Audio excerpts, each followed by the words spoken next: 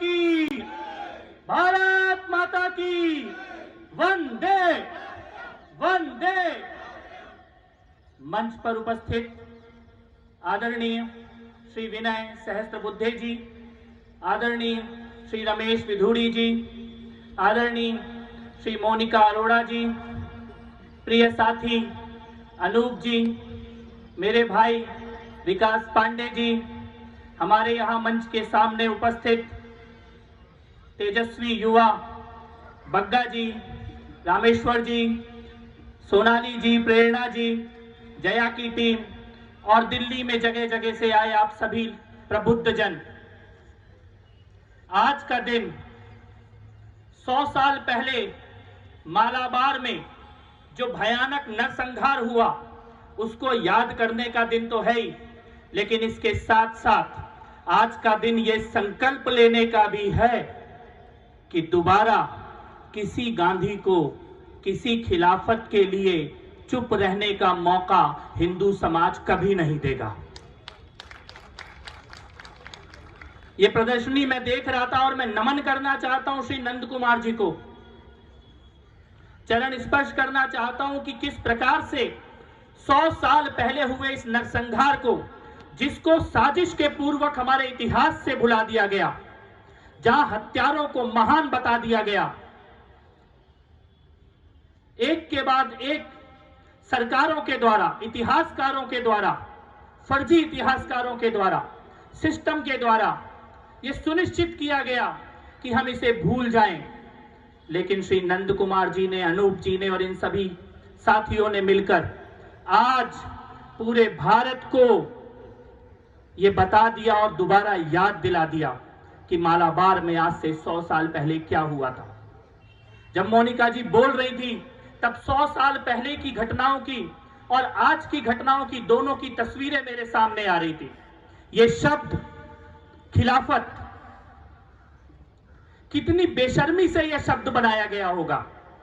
तुर्की का कोई बादशाह अपनी कुर्सी से हटाया जाता है और भारत में कत्लेआम किया जाता है खलीफा का शासन स्थापित करने के लिए, और यहां बैठे बेशर्म लोग उसको स्वाधीनता संग्राम से जोड़ते हैं।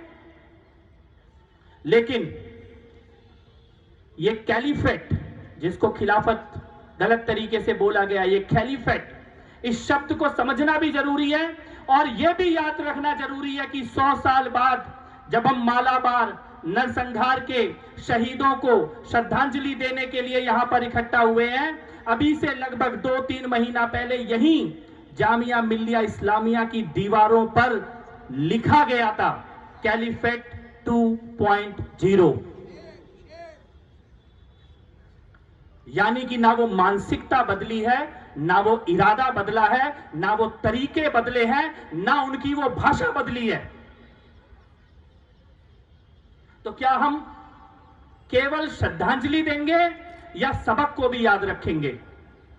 क्या हम ये संकल्प भी लेंगे?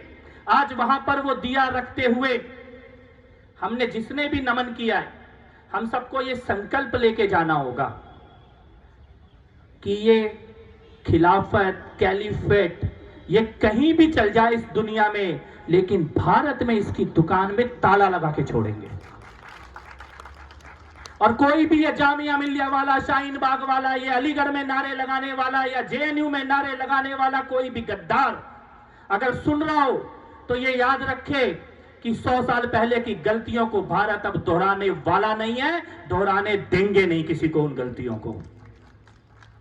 ये प्रदर्शनी में देखिए, वो गर्भवती महिलाओं के गर्भ को चीर के भ्रूण की हत्या करना, कत्लेआम करना, धर्म परिवर्तन कराना, जबरदस्ती, और कब से चला आ रहा है। टीपू सुल्तान ने कराया, पहले इसी क्षेत्र में कराया, उससे पहले हैदर अली ने कराया, उसके बाद ये कैलिफेट के नाम पे कराया गया। और सोचिए, बाबा साहब भीमराव अंबेडकर ने बोला कि ये भयानक नरसंहार है, ये कोई स्वाधीनता संग्राम नहीं है, ये कोई खिलाफत नहीं है किसी अंग्रेजों के खिलाफ, ये नरसंहार है, ये कत्लेआम है। उसके बावजूद वो नरसंहार केवल 100 साल पहले नहीं हुआ। जब जब हमारी इतिहास की किताबें लिखी गई, जब जब इसके बारे में झूठे लेख लिखे गए, जब जब इन कातिलों को, आतंकवादियों को, जिहादियों को और हत्यारों को स्वाधीनता सेनानी बताया गया, तब तब बार बार हिंदुओं का नरसंहार किया गया है। किताबों में किया गया, लेखकों में किया गया, इतिहास में किया गया, झूठ बेचा गया। और कितनी शर्म की बात है कि आज 100 साल बाद भी केरल की विधानसभा में बैठा हुआ स्पीकर इन हत्यारों की तुलना शहीद आजम भगत सिंह से करने की कोशिश करता है। वहां बैठी हुई कम्युनिस्ट सरकार और वहां बैठे हुए कांग्रेस के लोग आज भी अपने ही पूर्वजों की हत्या के ऊपर 2 शब्द बोलने की हिम्मत नहीं कर पा रहे हैं। बिल्कुल सही मांग है ये। एक स्मृति में संग्रहालय बनना चाहिए, लेकिन एक संग्रहालय हमारी यहां की स्मृतियों में भी होना चाहिए, मानसिक स्मृति में। और जब नंद कुमार जी ने कहा कि वो लोग कहते हैं 100 साल पहले हुआ है, भूल जाओ, तो मैं ये याद दिलाना चाहता हूं कि ये हिंदू समाज है। हम तो 500 साल पहले तोड़े गए राम मंदिर को भी नहीं भूले थे, 100 साल पहले हुए नरसंहार को कैसे भूल जाएंगे। हम तो 450 साल पहले बदले गए प्रयागराज के नाम को भी नहीं भूले थे और वापस ठीक करके दिखाया है। ये तो 100 साल पहले का नरसंहार है, इसका सच तो दुनिया को बता के छोड़ेंगे।